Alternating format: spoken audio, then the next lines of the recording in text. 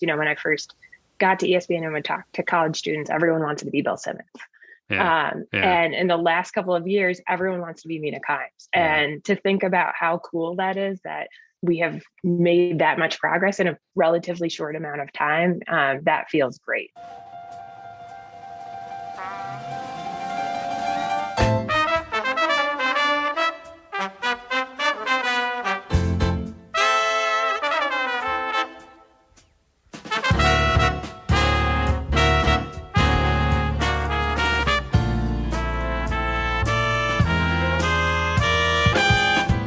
Dave Bolger here, and welcome to Had I Known, conversations with interesting members of the Hamilton College community.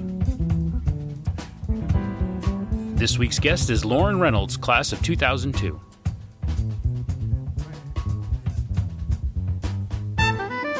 All right, welcome back to another one. Nice to talk to you again. Thanks for bringing me along, however you're listening. Maybe you're listening while on your daily walk. I've heard people like to listen to the show while going for their walk. Thanks for bringing me along. Maybe you're listening to me in the car on the way to work. I think some people are going back to work, right? Some things are getting back to normal. Hope the traffic isn't too bad. Or maybe you're like me and you like to listen to podcasts while doing the dishes. It's almost become like a Pavlovian response. If I start doing the dishes, I have to immediately find my AirPods. I can't do the dishes without listening to a podcast. And if that's the case, you might want to rinse that dish off a little bit more before you put it in the dishwasher. You missed a spot there. Or maybe you're like me and you listen after dropping your kids off at school and you're walking home. And you put in your headphones and pretend like you're on a call so you don't have to talk to your neighbors. I can't. I'm on the phone. Well, however it is you're listening, thanks for bringing me along. It's a pleasure to talk to you again. Lauren Reynolds this week, Vice President, Executive Editor at ESPN Digital. We talked to a lot of people on this show about their career paths and how they didn't know what they wanted to be when they grew up at Hamilton, or they thought they were going to be one thing and went down a completely different path and ended up in a different career.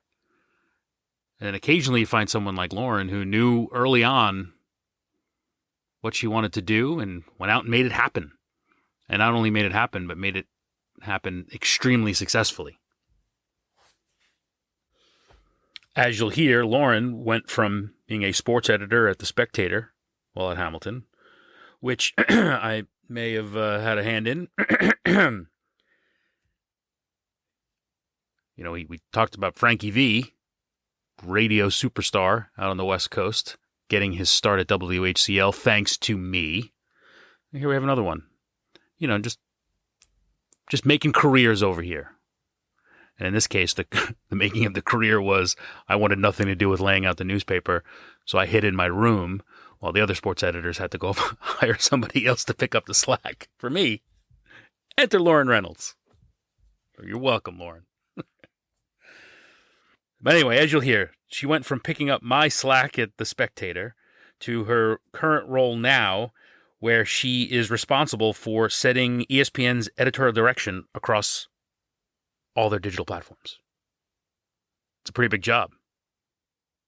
She oversees all the reporters, the analysts, the editors, everyone who's in charge of creating content on ESPN's digital platforms for all professional leagues, all college sports, all combat sports, fantasy, gambling. I don't know what's left. Basically, she's in charge of all the content. So if you're a sports fan, there's a very good chance Lauren has had a hand in helping to hone your fandom. Again, this is a great view into someone who set a goal and not only accomplished that goal, but blew it away. I really enjoyed chatting with Lauren. I hope you enjoyed too. So here is Lauren Reynolds, class of 2002. So are you New York based or are you Connecticut based? Connecticut. Yeah. So you work in Bristol? Yep. Yeah. I feel like there's like a whole community of like ESPN basically just built up that area of Connecticut, right? It's crazy. I mean, it's funny because when we moved here, we lived in Middletown because we liked, it felt like a similar kind of vibe to Clinton, because it has Wesley in there. Mm.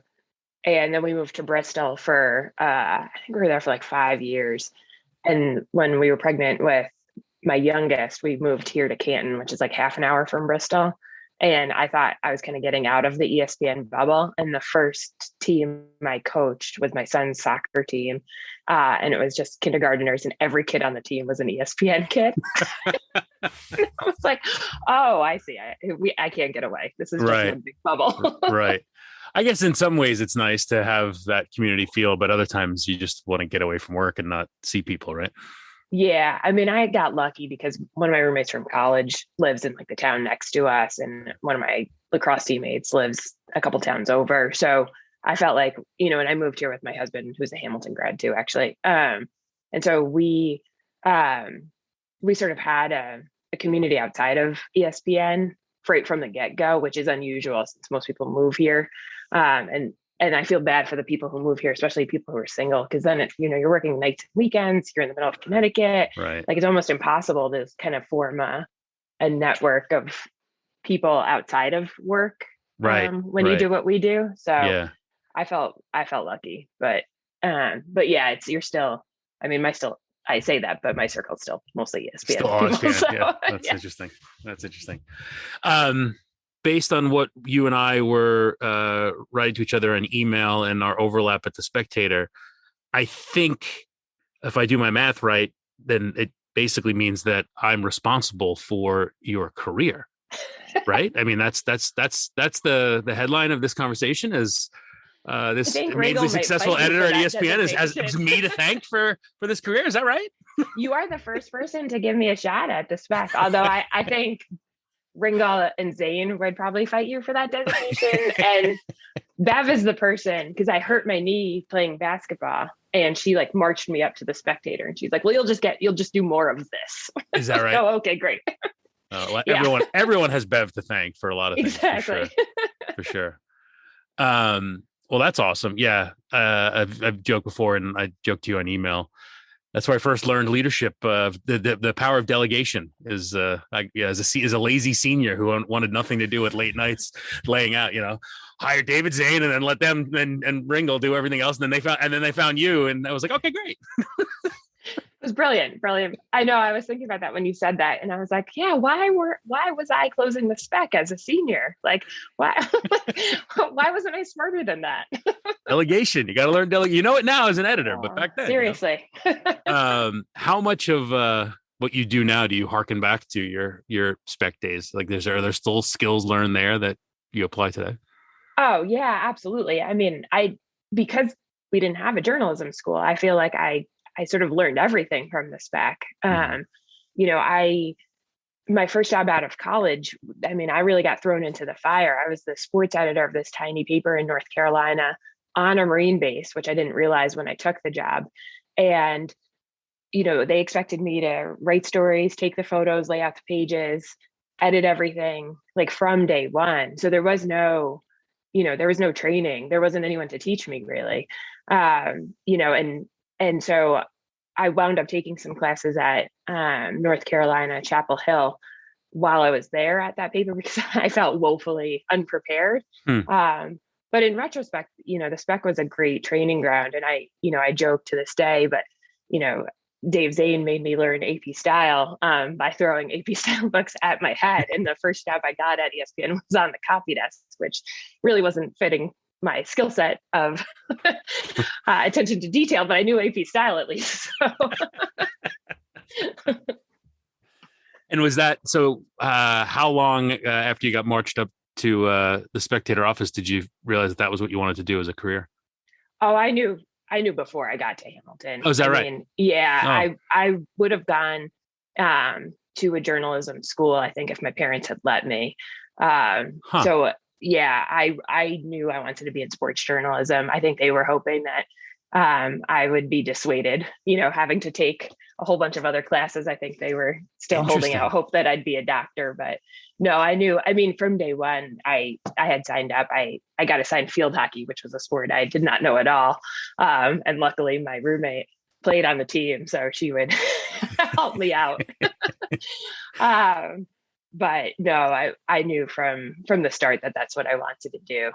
So they tried to push you into something else. How did you end up at Hamilton?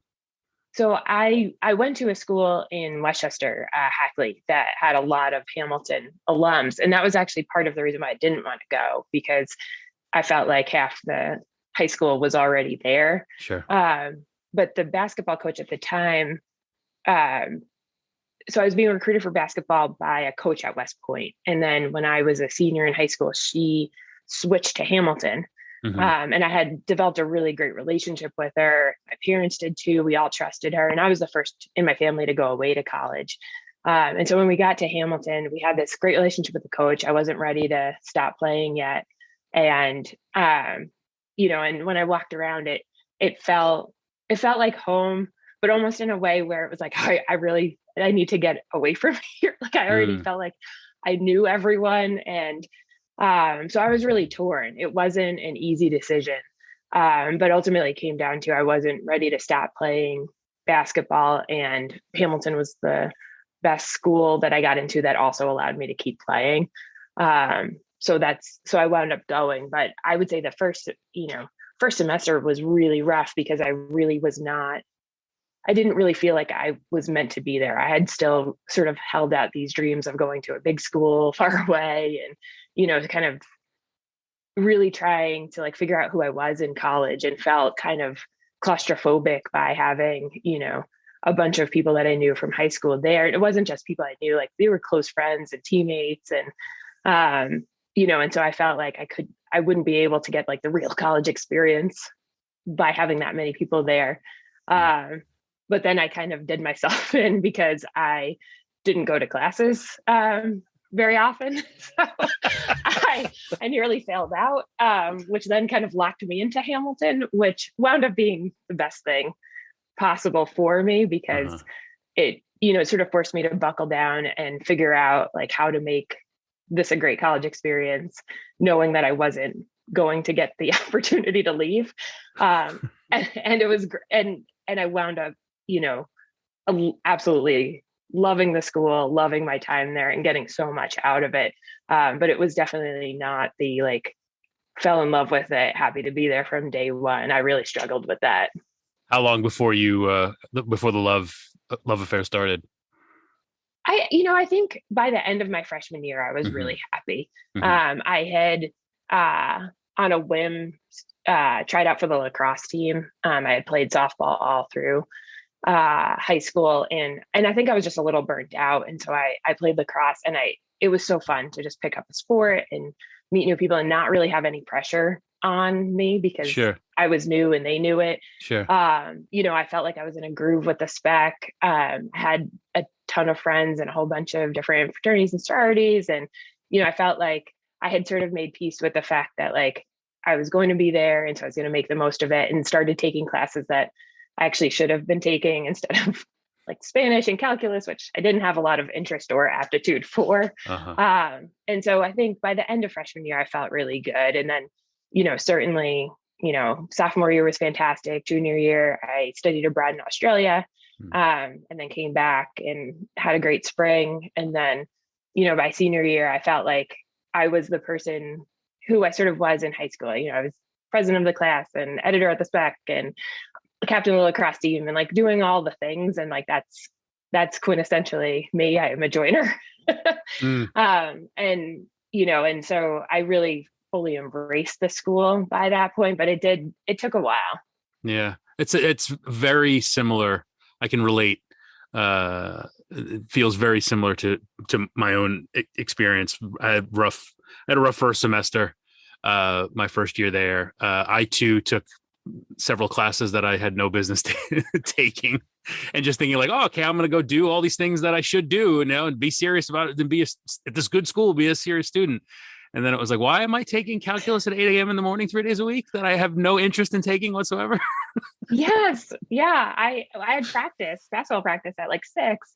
And so if I was going to get to calculus at 8, I must have signed up for the same class as you. I would have had to go like sweaty, and I didn't want to do that and make a terrible first impression. And so I chose to skip calculus because that was a smart decision.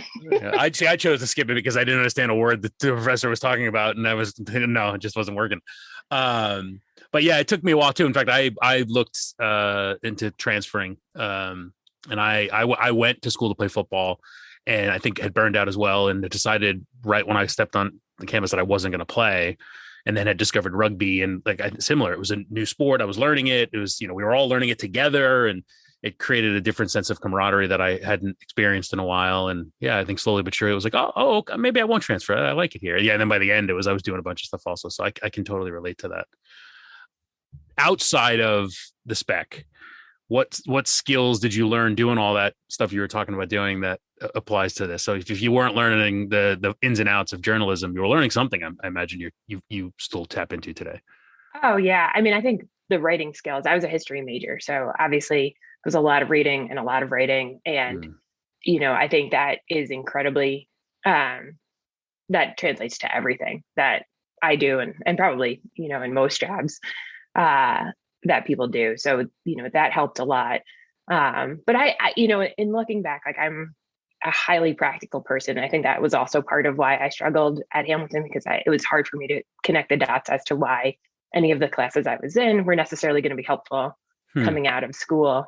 But in retrospect, I think everything has applications to what we're doing. And, for me now in interviewing a lot of kids that went to journalism school and have that training, I actually, given how quickly our industry has changed, we joke that you have to sort of change your philosophy every 3 to 6 months to kind of keep up with the internet.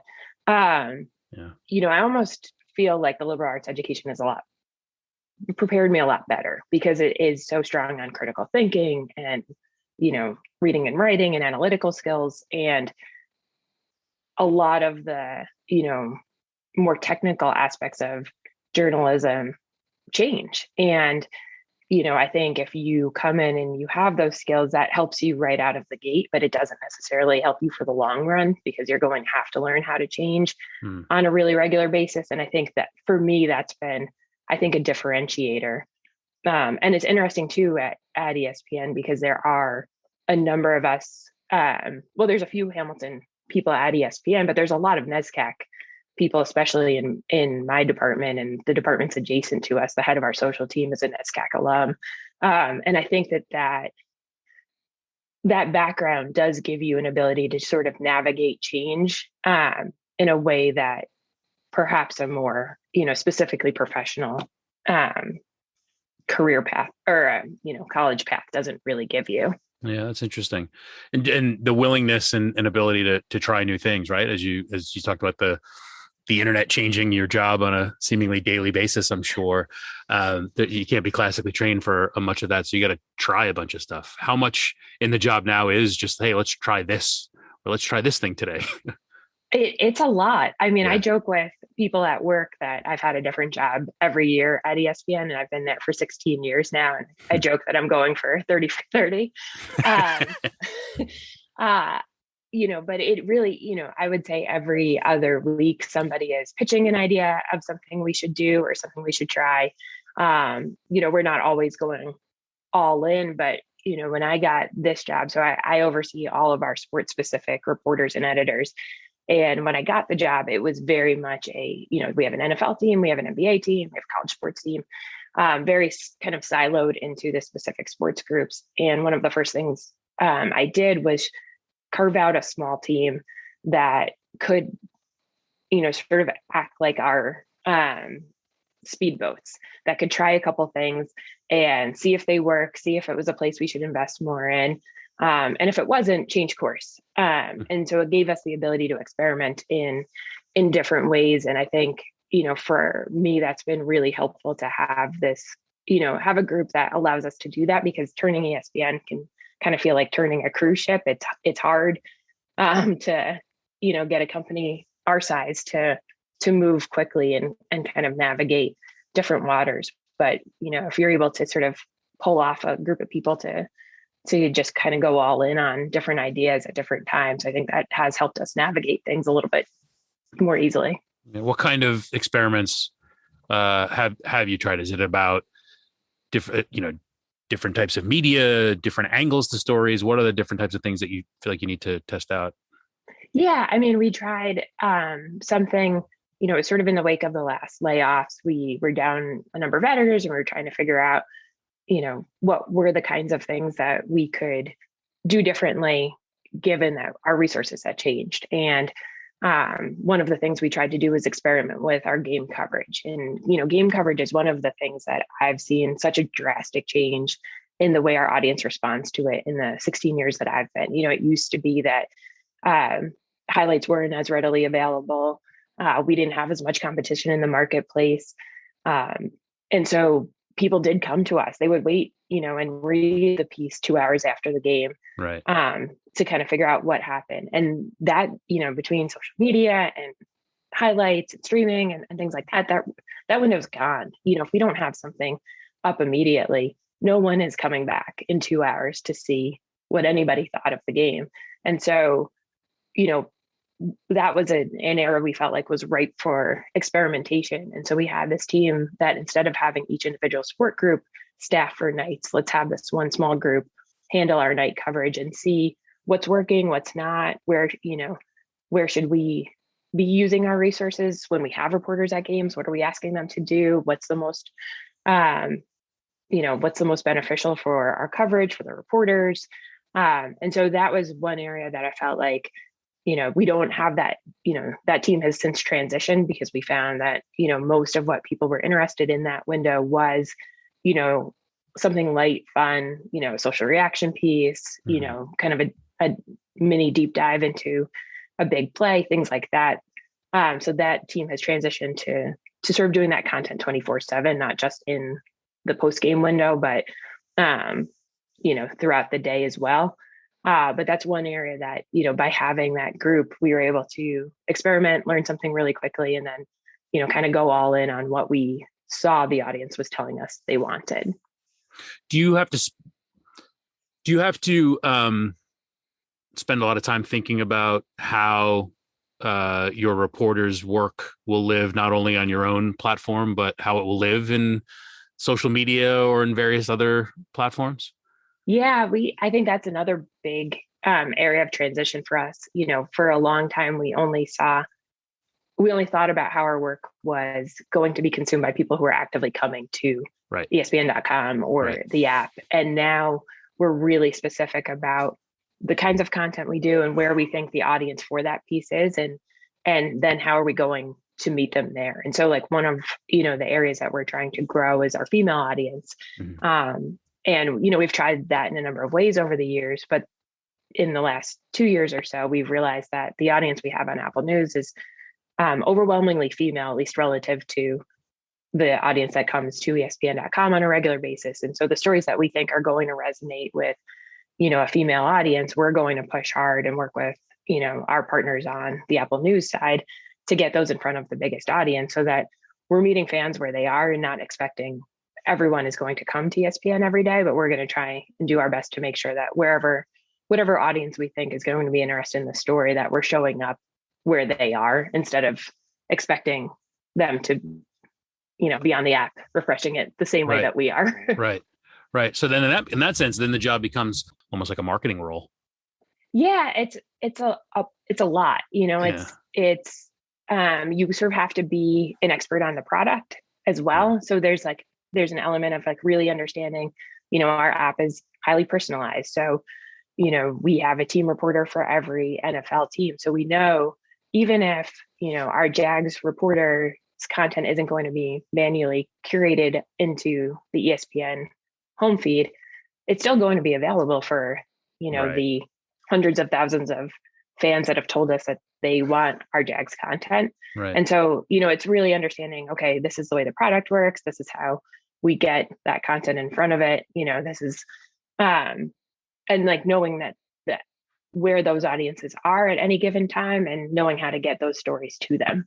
And then certainly video has become the dominant, medium of choice or content type of choice. As someone who's a newspaper person at heart, are you still fighting for the written word? Is there still room for the written word in ESPN's platforms? Oh, yeah. I mean, for us, it's still where the majority of our audience is. Okay. I think there's still a lot of value in something that you can my team does a little bit of everything. We do news, we do features, we do analysis, we do content that's behind the paywall, we do fun stuff that's free, we do long form features. We are able to play in kind of all of the spaces. And, I think if you're picking the story right, you're going to find an audience. People still love a good story and are still willing to invest time if it's worth it. Mm-hmm. And I think it's really all about knowing what is the right way to tell a story at any given time. And then, when do you think your audience is going to be most receptive to it? But yeah, we still see our biggest audiences on written content, and I'm hopeful that continues for a while longer. So I wouldn't be doing my normal job if I didn't ask, why is the NFL your favorite sport, and why is it the ESPN's favorite?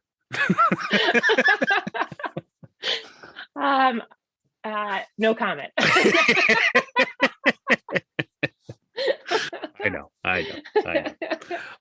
But I did. So you mentioned attracting a female audience. You're an athlete.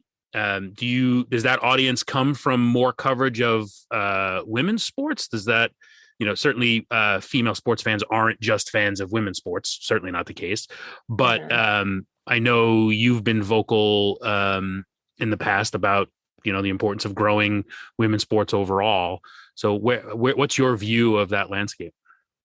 Yeah, to me, they're two entirely different conversations. I mean, one, I think there is a conversation to be had about growing our coverage of women's sports in general. And you're right, like the audience for that right now is still overwhelmingly a male audience, but I still think it's an audience that can grow, and it's coverage that should be done because the athletes and the sports deserve it.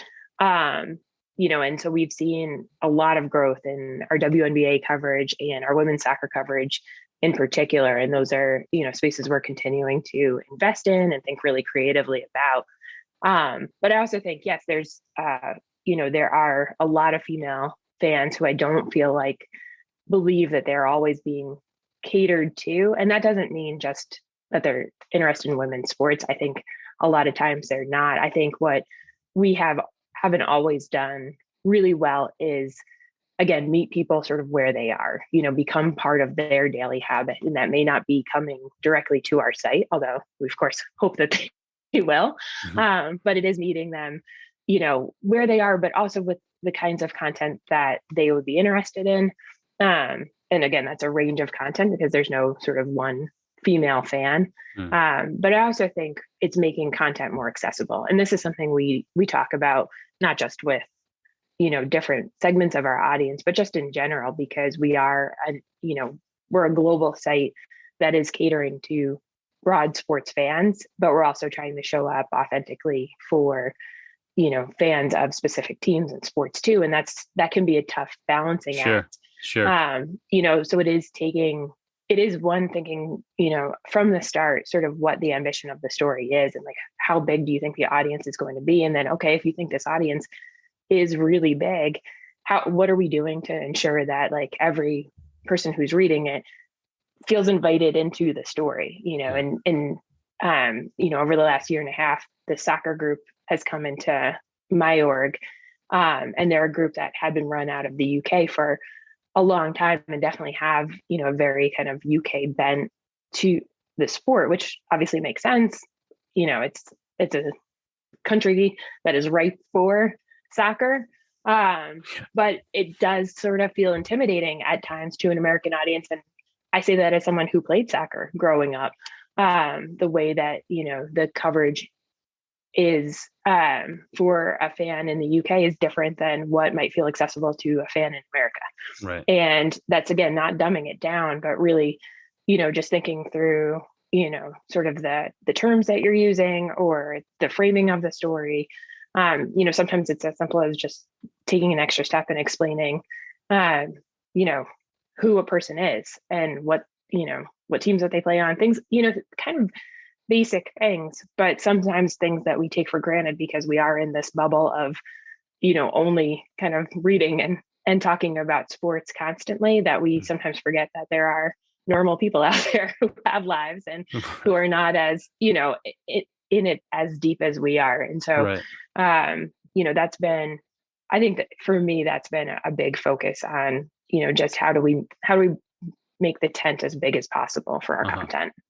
And so when you talk about accessibility like that, it sounds like it's more about making sure a casual fan is appreciative of what the content is while not alienating a hardcore fan, and vice versa, versus making it gender specific, right? I mean, the bad example, and I don't know, ESPN hasn't done this, but I've seen it before, like, oh, we're going to create sports content for women, and so it's going to be an explainer video, and here's how this works. And I mean, talk about just absolutely insulting, right? I mean, yeah, I mean, so my dad was a football coach growing up, and so there is nothing more infuriating to me than when, I don't think they do it as much anymore, but a lot of times high school coaches, college coaches would have these like football 101 days for the girls. Right.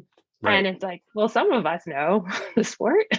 Right. We don't all need that. Right. I don't think that's the way to do it. I think and for us, again, it's an understanding that we may have a crazy diehard baseball fan, and they're coming for our, ESPN Plus content, which is going to be by necessity sort of X's and O's, and, may not be for everyone. But if they're coming to the site for that, they might be really interested in, one of our Olympic features or things like that. Right. And it's just trying to make sure that, whomever is coming to the site feels like there is content that resonates for them. Yeah. And I think ESPN's done a really great job from a representation standpoint. You talk about making content accessible, which is some of the talent, I mean, more on air, but I think even so on .com, of, a broad swath of really strong female commentators who aren't just there as a token sideline reporter, but true analysis, true debating, not just the host of the show. And I think that has really put things forward. I think Mina Kimes is a superstar and is a great example of that. And I think that's sort of the element as well, is just showcase that what sports fandom can have many different shapes and sizes and looks. That's honestly been one of the most fun things that I've seen change in the last 16 years. When I first got to ESPN and would talk to college students, everyone wanted to be Bill Simmons.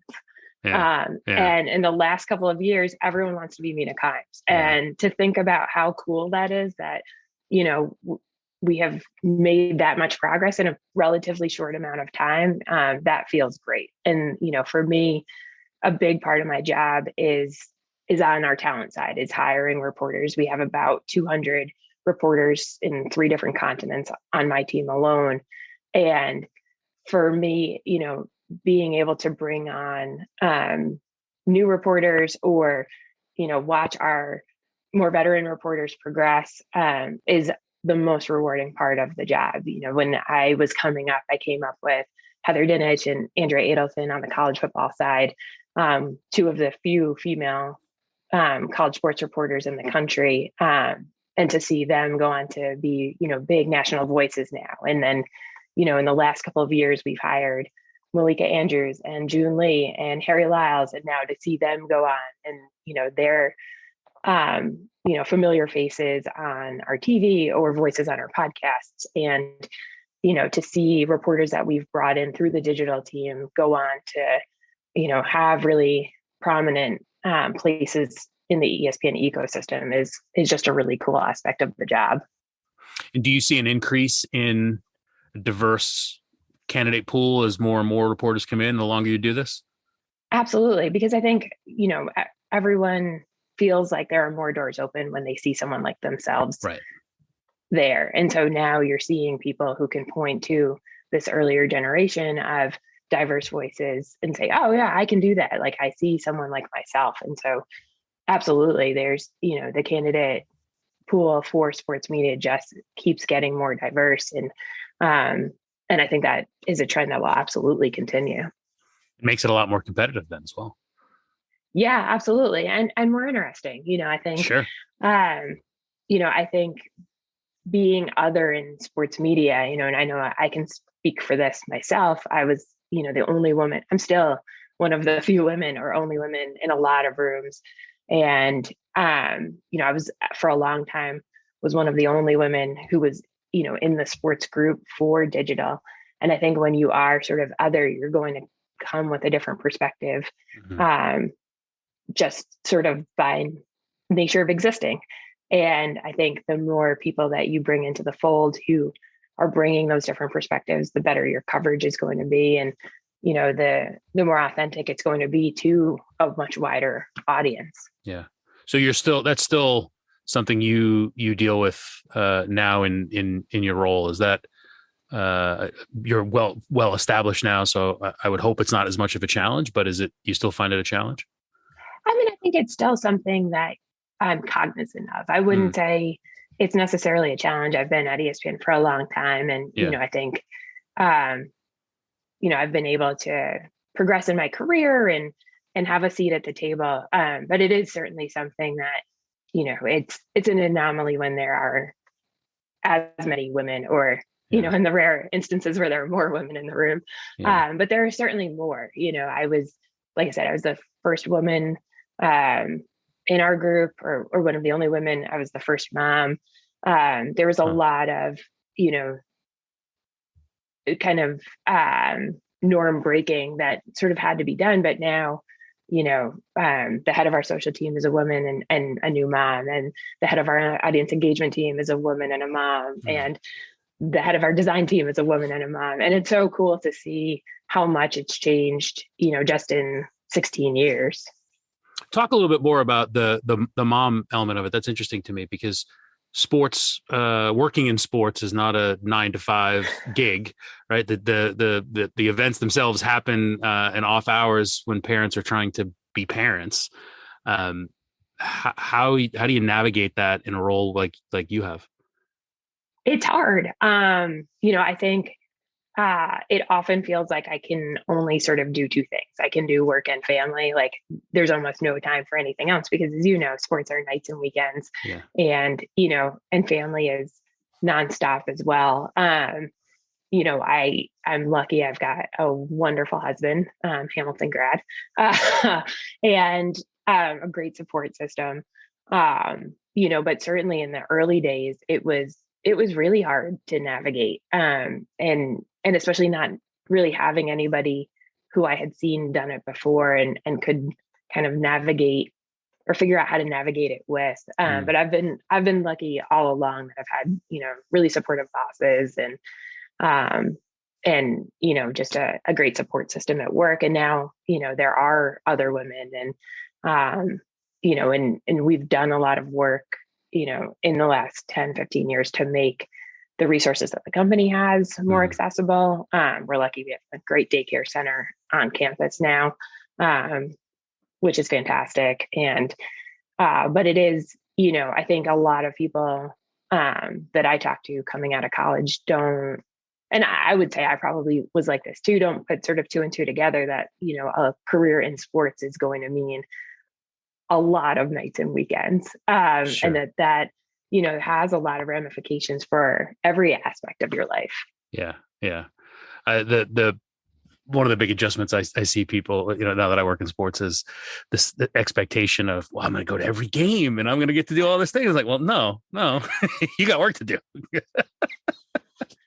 Yeah. And your work, our work starts when the game ends. And I think that's the other aspect of it, that, the games are a lot of fun, staying up like 3 or 4 hours after the game to edit the pieces after availability and all that. I mean, one of my first years on college football was the year Colt Brennan was a Heisman quarterback at Hawaii, and his games didn't kick till midnight Eastern.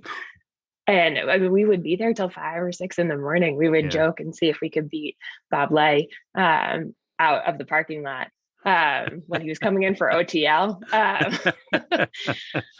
So yeah, it is. There are some very late nights. I remember when I was at Hamilton, I applied when I thought sports media was going to be my career. I applied for a job or an internship or something at the Utica Blizzard, and it was like the job would have been doing everything for the broadcast booth, compiling, prep beforehand, compiling stats during. they tease like, maybe you'll get to broadcast a game here and there. Maybe we'll have you guest or something like that, which is like the dream. And then they were like, and then, so you have to come 2 or 3 hours before the puck drops. You're here for the game. And then we work probably about 4 or 5 hours. I was like, wait, what? This isn't just show up for the game, work a little bit, and then go home? Like, oh, this is not what I thought it was. And then it just, but here I am still working in sports.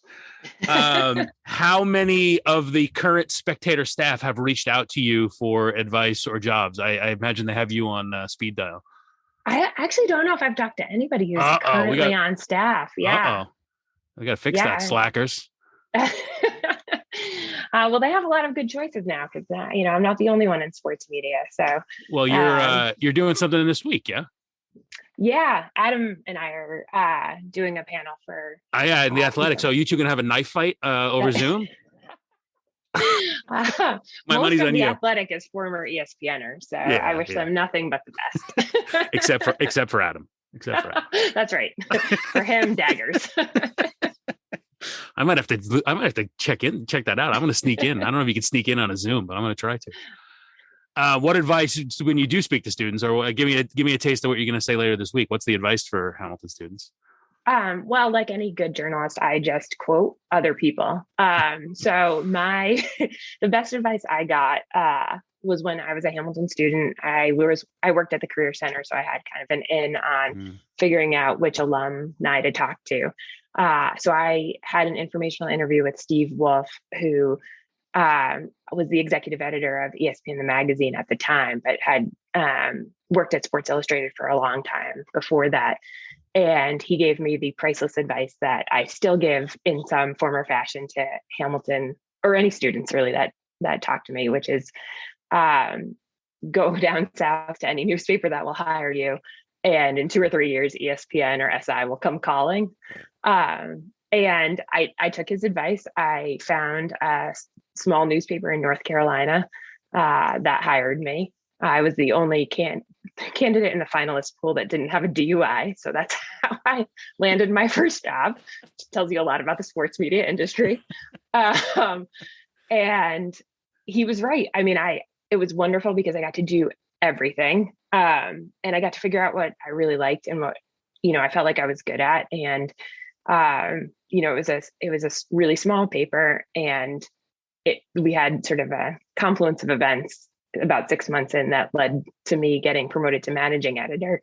And it was a ton of responsibility for, a 22-year-old who didn't have any real journalism experience at the time, but it was a little bit of trial by fire, and it was incredible. And I loved the behind the scenes aspect of it. I loved the organization of it. I loved setting writers up for success. I liked hiring. I liked doing all of the things that, I don't think anyone really thinks about when they think about sports media, but kind of have to be done to make everything go. And, I guess I was there for about 2.5 years, and this is terrible. But I was applying for The Apprentice when after the first season when it was good. Okay, that's fascinating. Okay. That didn't age well. No, that's exactly what I was going to say. It's a story that does not age well, and I probably shouldn't admit it. But I saw while I was on whatever job board, you had to apply through, that ESPN had an opening on its copy desk. And so I was like, well, I have my resume done. Might as well apply there too. So I did. I applied blindly and got an interview for the copy desk, which, I don't think I really understood. Coming from a paper so small, I don't think I really understood how siloed ESPN would be, that it really would be just sort of sitting in front of a computer and editing other things people wrote, other things people assigned. For me, it was a little heartbreaking to go from, I got to do everything to doing this one very specific thing. And that thing, so for those that don't know, the copy desk is basically someone else is writing an article and you're essentially proofreading it. Yeah, you're, checking the grammar, checking the facts, making sure that there's nothing that could get us sued in it. And it's a wonderful job, and the people on our copy desk are lifesavers in many ways. But for me, it was not a great fit. So I spent that first 8 months at ESPN essentially begging the college sports team to just let me do anything. It's like, I'll write articles, I'll edit anything, I'll work whatever shifts you want me to, I'll cover whatever sports. I mean, I had field hockey experience thanks to you. So I felt confident that I could probably handle anything. And so luckily, about 8 months in, they had an opening. And so I switched to the college sports team and have essentially been in or around that group. And it's the group that I manage now ever since. And that side of it is far more fun for me. I want to go back to Steve Wolf's advice to you for a second, because I have a question there, Yeah. but I have to pause and go back to The Apprentice for a second. Was being a reality star a dream of yours at that point? What was the impetus behind that? No, I've always had sort of an entrepreneurial bent. So that first season was really about like sort of creating companies on the fly, and it was like far more kind of business school. And people, because of the former president, it became it's a joke now. But that first season was wildly popular, and I remember watching it and being enthralled by it. So I get it.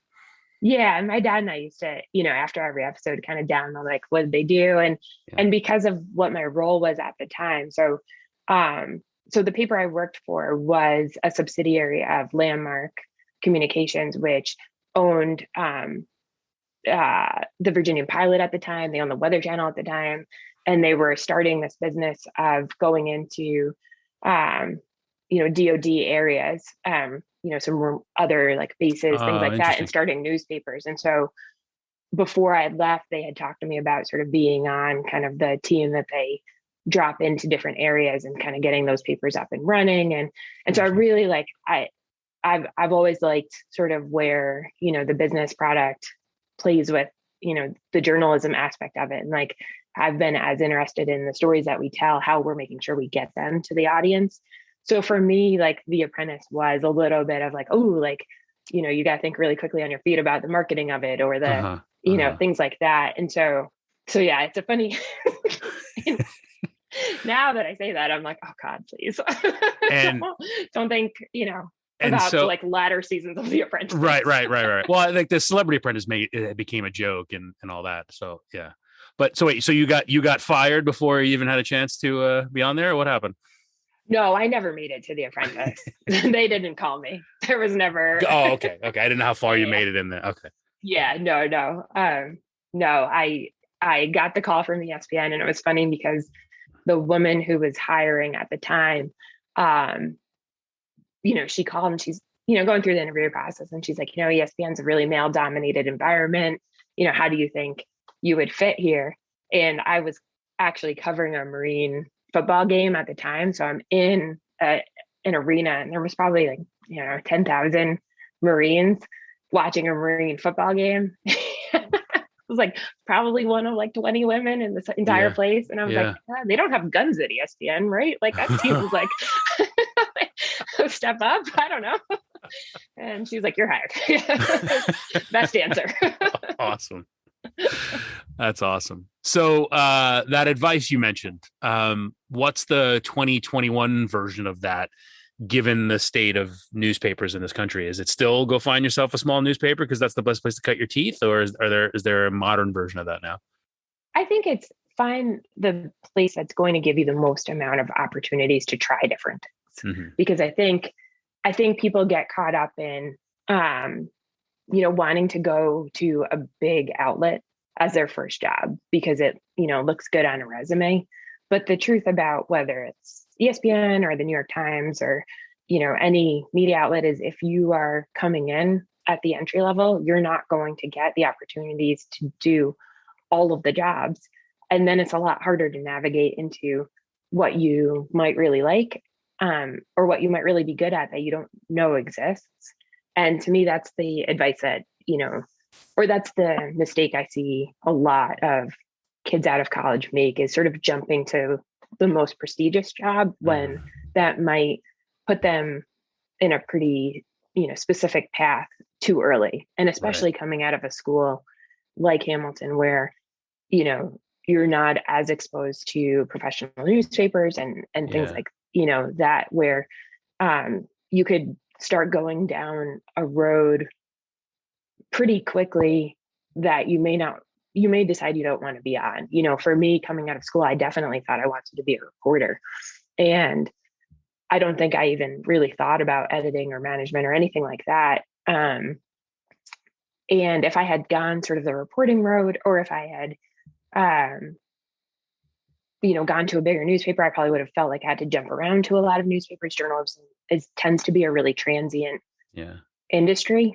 And this is where I think I got just so lucky with that advice, because I went to a paper where I got to do all the things and figure out what really was important to me, and then was able to navigate, to ESPN to do those things instead of, bouncing around at a few places before I was able to get that experience. And so I think, for me, it doesn't have to be a newspaper. There's a lot of, smaller websites that offer that, or, more non-traditional paths. But I think anywhere you can go that you can get experience doing a wide range of things is still priceless advice. And do you look for that when you're hiring people? Do you look for that broad experience?